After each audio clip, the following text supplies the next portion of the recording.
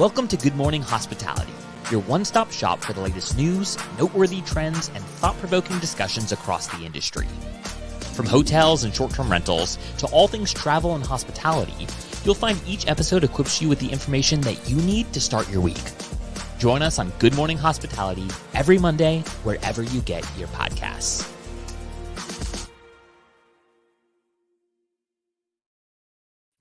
Good morning. Hello, hello. Best day of the week, but definitely missing somebody. I know. I don't know if we've ever had a solo episode, just the two of us. I think maybe once. Maybe once. Well, it's always sad when we don't have Will, but he's enjoying some vacation. So, I suppose that's allowed. Yeah, we've each had our fair share of pop-ins and pop-outs lately, so it's Will's turn. We'll give him a break. But only 1 week, Will. You have to be back next week. Yeah, next week he has to be back.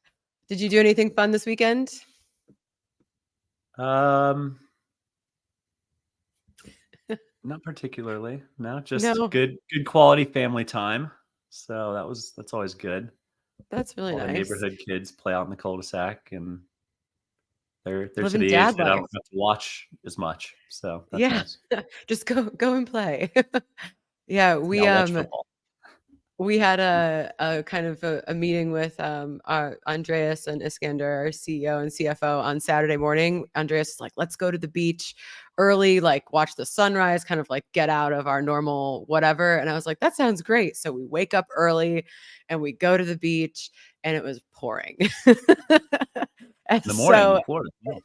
I know, but we still had a good time. But we were like, it's gonna be great. We're gonna have all of this, like, all these ideas come to us in the sunrise, and still some good ideas, but not quite the visual. Right. Isn't there something to like the best ideas come after 1 or 2 drinks? So I don't know if you guys are pouring mimosas Saturday morning. No, we had coffees, and we did swim though in the rain, which was actually kind of nice. But it was an alcohol-free team meeting. That's fair. Probably smart. Best to keep it that way. Well, at 7 a.m. on a Saturday. Before we jump in, shout out to our friends over at Sojo, keeping the coffee warm for us and the mugs full. So appreciate all that y'all do. We've got a good. Oh, sorry. I was going to say, I'm excited to see the happy hour, the upstay one. I can't wait to see some pictures from that. Yeah, Andrew, send us pictures. We will share stories as well from the team. So hopefully we'll keep it PG rated though. Yes.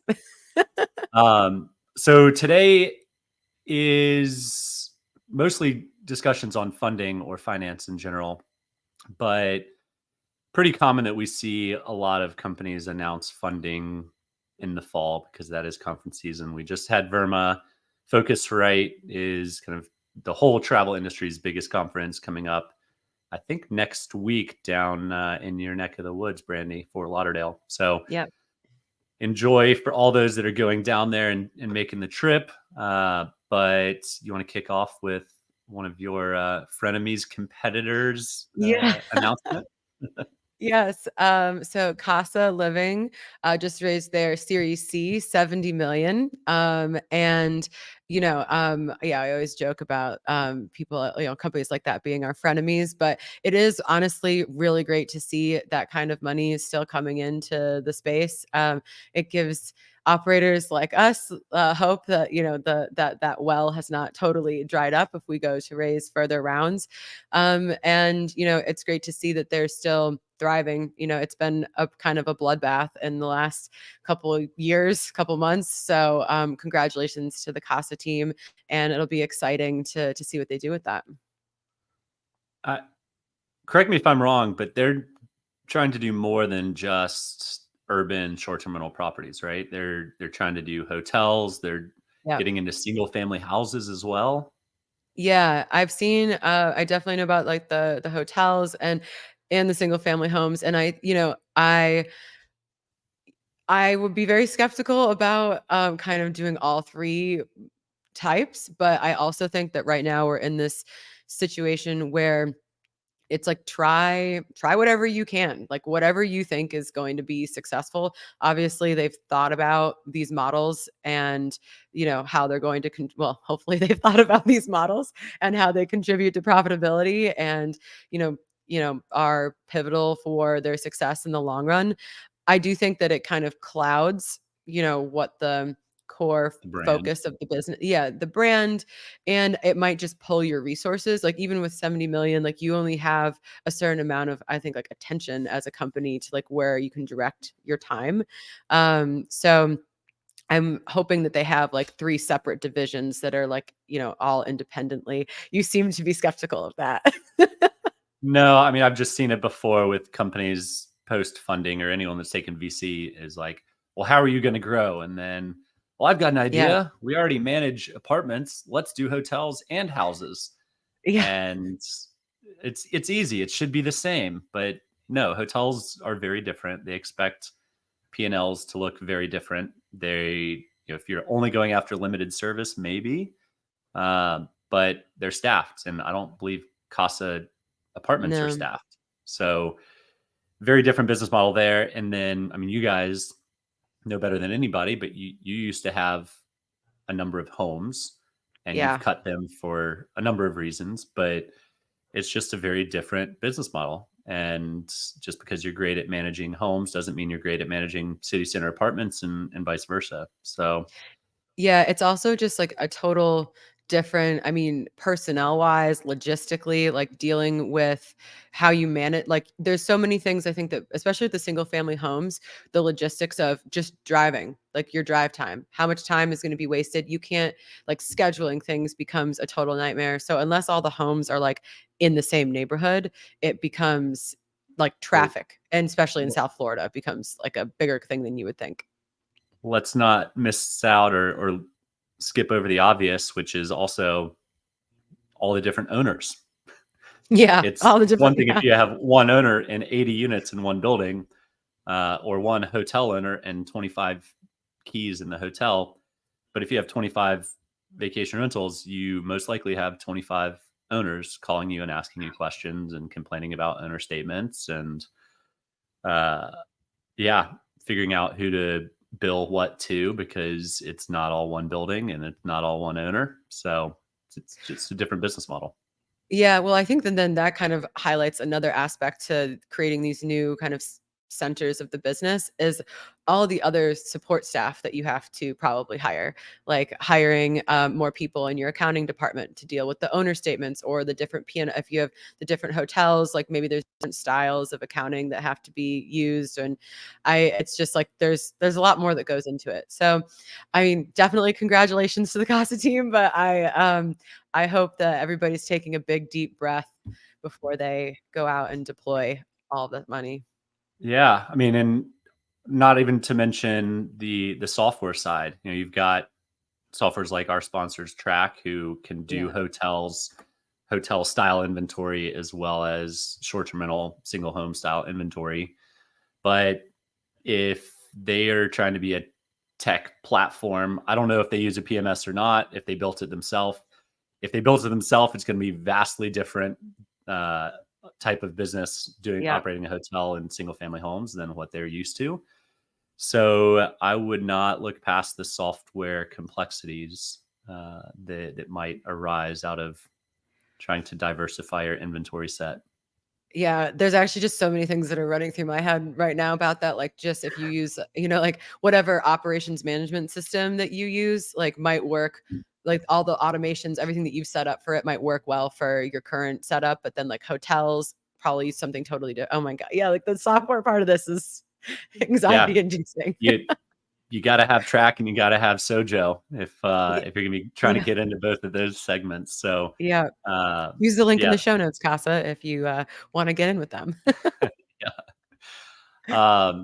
Cool. So the next one's a very interesting one, and I mispronounce this one all the time, so correct me if I'm wrong. But Samara is um, a new business by Joe Gebbia, one of the founders of Airbnb. Hmm. It is a prefab backyard kind of studio / one bedroom unit type of accommodation. and they raised a Series A of $41 million. That is such a big round. And which for Series A, that a billionaire is starting for a logistics and manufacturing extremely heavy type of business, it's an insane number. So I'm curious if how much of that is weighted on pre-orders or actual sales, and how much is actually weighted on Joe has built $1 billion business before, so maybe he can do it again.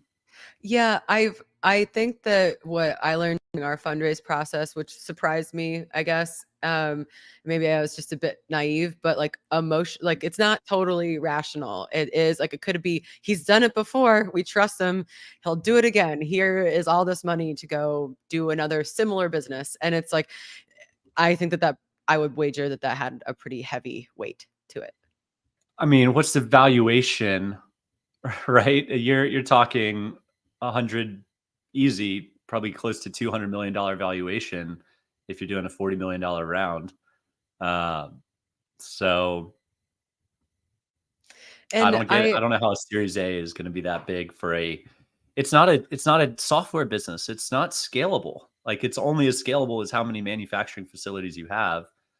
well, And and there's only so many tiny homes. And I know that there was a phase where like tiny homes were all the rage, and that was like, but that seems like very fatty to me, like that's, and so that there definitely has to be like a ceiling on how many people are buying these. And it's supposed to be specifically for short-term rentals. So yeah, what if there's a backdoor deal with Airbnb that they're going to start buying them and giving them to all of their people? yeah. All right, let the rumor Yeah. mill run. All right, so Airbnb buys all of their top performers an additional 1 or 2 bedrooms in their backyard, gives it to them free, finances it for them, and still, I mean, that's still a crazy valuation for not a SaaS business. But could be interesting. I mean, they're good looking units. I'd love to have one in my backyard, Yeah. but I I was wouldn't pay thinking maybe 200 grand for it. exactly. Well, and the whole point of these tiny homes was that they're supposed to be like super cheap, and that was like the appeal. But I could kind of see people creating little communities, like little compounds of all of these, but I still don't really see how you get like the money. I still don't see that as like a $200 million business, but Yeah, there are incredible properties. I'm getting to know the outdoor space quite well, and there's some incredible properties that are tiny homes scattered around 50 acres, yeah. and it's awesome, fantastic.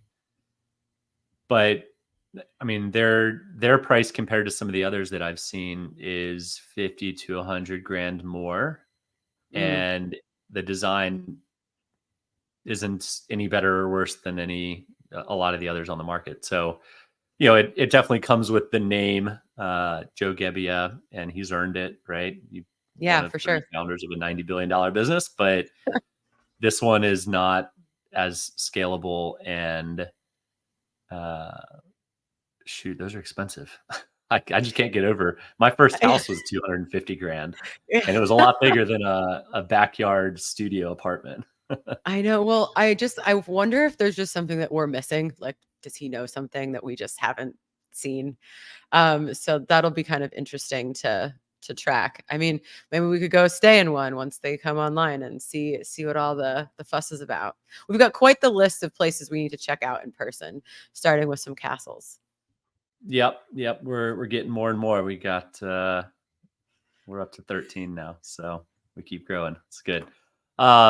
The last funding that I want to discuss today before we move into, I guess, our secondary topic, which will be interesting, is my dear friend Humphrey over at Superhog has pulled in his Series A. It was 5.5 million euros, I believe. I've seen conflicting reports there. Skift has it down as $6.8 million. So kudos to the entire Superhog team. Good luck with the growth and the acceleration of the product, and we're rooting for you. Yeah, it's great to see that too. It's, friends of the pod. It's great to see them have a win, and their whole team is wonderful. So it's going to be really exciting to see what they come up with next. And before we dive into our next meaty topic, we just want to give our sponsors at Track a shout out. It was great seeing all of them at Vrbo the other week. If you're looking for a new PMS, definitely check them out. We have a link in the show notes. And so now, kind of the juicy topic, I guess this was talked about at Verma too, but is Google and their presence in our space. Yeah.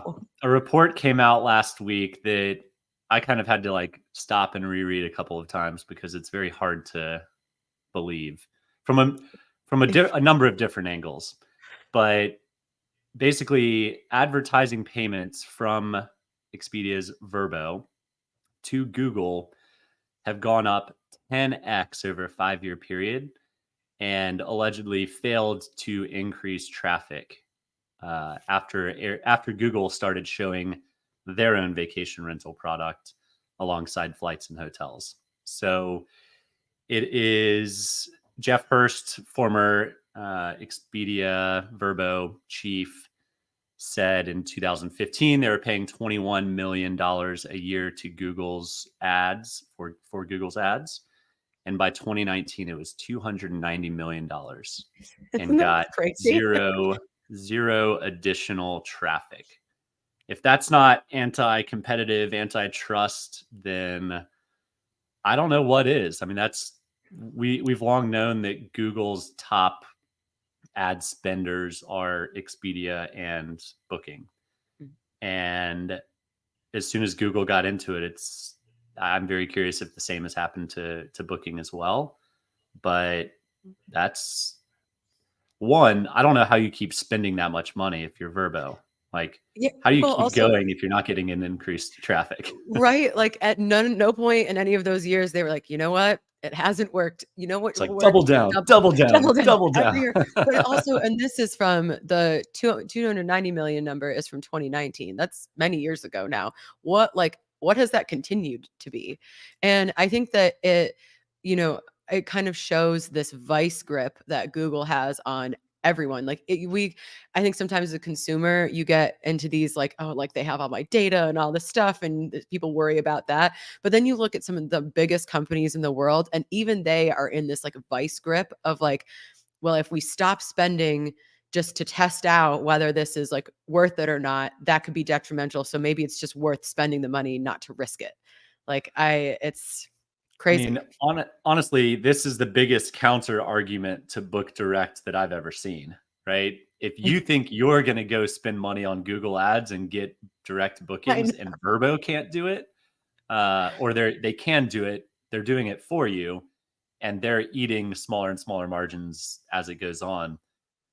I mean, let the big boys spend their money and you focus on, repeat business or some other avenue, because that's not a great omen for the Book Direct movement. Mark Simpson is yelling at his iPod or phone right now. Hi, Mark. Curious your take. Very curious your take. But yeah. I mean, what's your take? Like, this can't continue. If what's alleged here is in fact true, I don't know how you can't have a very significant lawsuit on your hands if you're Google, and potentially reversing course on your entire travel segment. Because if this is happening to Vrbo and vacation rentals, it's happening to Delta on flights, or Marriott on hotels. So yeah, well, I think a couple things on the kind of like on the Book Direct side of that. I think it shows that that there is a ceiling to how much your spending will achieve, So I think, if someone's going after a Book Direct strategy, knowing that like there's a certain amount of money that will benefit you, but you're going to there's like, don't just keep throwing money at the problem.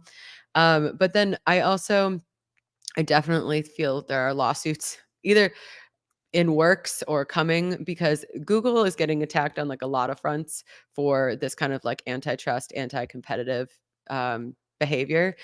And I'm just at Vermin, there was talk about how the OTAs are being pit against each other. Like, oh, well, Booking is spending X amount, Airbnb is spending this amount. And Google's just playing them all to Yeah, get them to we'll spend collect more all your money. money and we'll do it ourselves and take that money on top Yeah, of it. they're Yeah. taking their money in 2 ways. So you're taking all of the ad spend, which, there is a little bit of a gamble. I mean, Google has made it part of the product offering is that it's almost guaranteed who you can reach or how much money, how much revenue you can achieve if you spend X amount.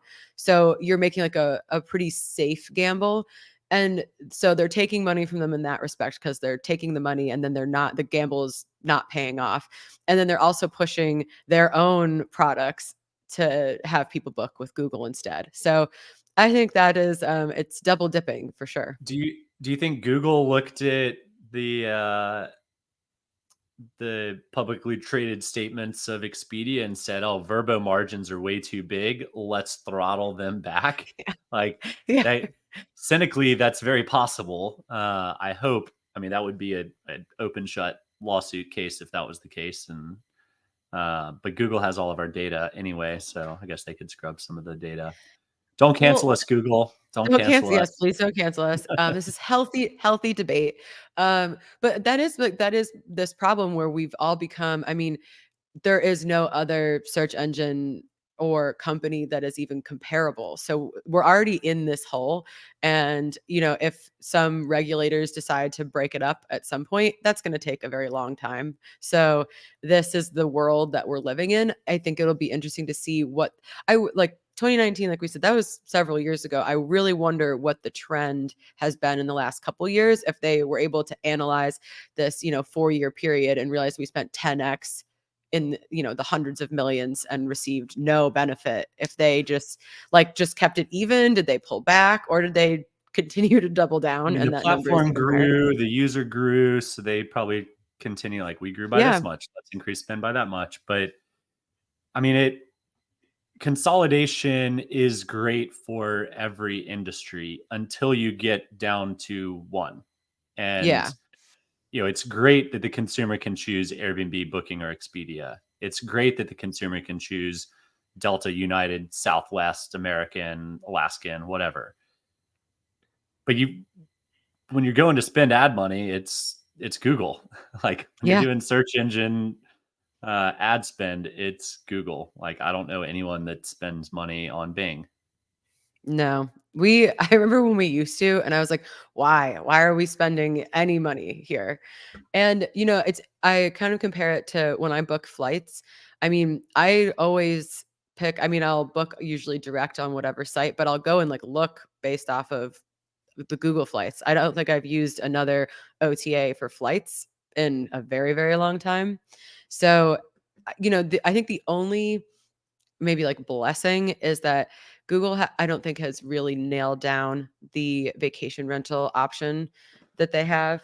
And so that, it's still not super, super smooth. So until they really nail that down, but I mean, then when they do, then they really are the like dominating force. And, Booking goes to page like 3 of the search and no one ever Yeah, goes. they're trying to toe the line right now because they know if they go full all in with travel in general, that there will be antitrust lawsuits. But you don't want to bite the hand that feeds, and the two biggest ad spenders on Google are Booking and Expedia. So tough to like kick those aside and say we can do this ourselves. But at the same time, yeah, they still have to grow, right? They're reporting to Yeah. shareholders too. Well, So but I imagine, I mean, we're having these conversations so far after like all these decisions are being made. There are like the people that are leading these conversations. I mean, they all know that this is happening. And I can't imagine that anyone at Booking or Expedia is just like, yep, that's totally fine. So it's, I mean, I'm sure either we won't know for a long time or we'll never know kind of like how those negotiations go. But I mean, that I can't imagine that for 4 years, no one at Expedia was looking at those numbers. Like, that just seems crazy to me that they would let that spending go on unchecked. Yeah, and that just now it's coming out another 4 years later. So Yeah. it is a bit sus, as the kids would say. Oh, you're But so cool, yeah, Michael. look at that. Check that out. Yeah, I heard it on Elon Musk and Joe Rogan podcast the other day. So if they can say it, I can too. It's mainstream enough. But yeah, I'm curious how this plays out. Google has kind of slowly but surely gotten more and more into the space. So curious to see. I mean, if you work for Google and you're listening, would love to have you on. Yeah. That'd Well, be a fun discussion.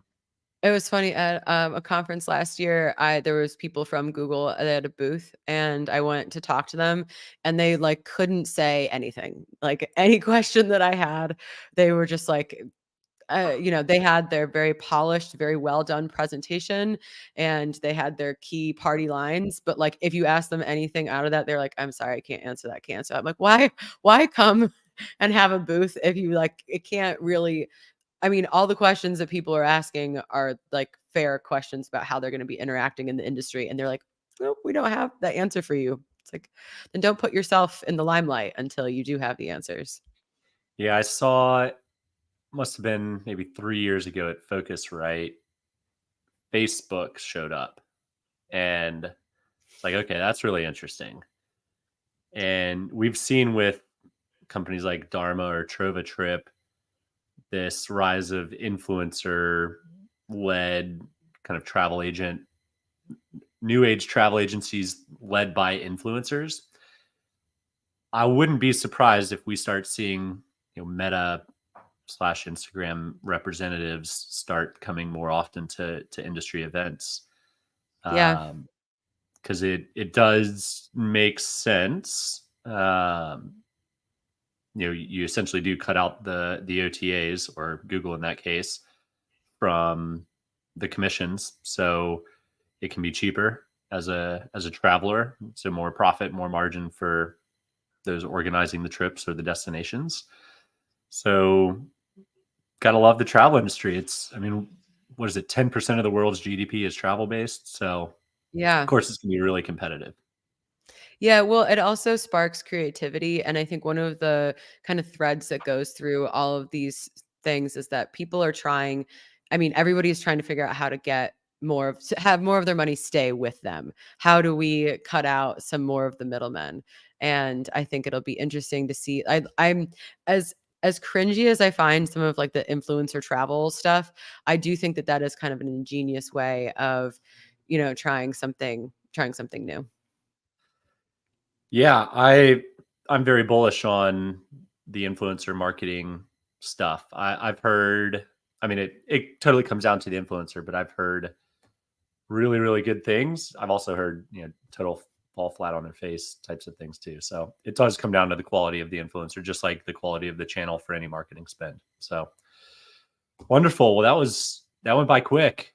I It's know. we miss you, Will, but hope you're having a good sleep in this morning, I guess. I don't know what you're doing, but hopefully you're enjoying whatever it is. Awesome. Well, thanks everyone for tuning in, and we will see you next Monday.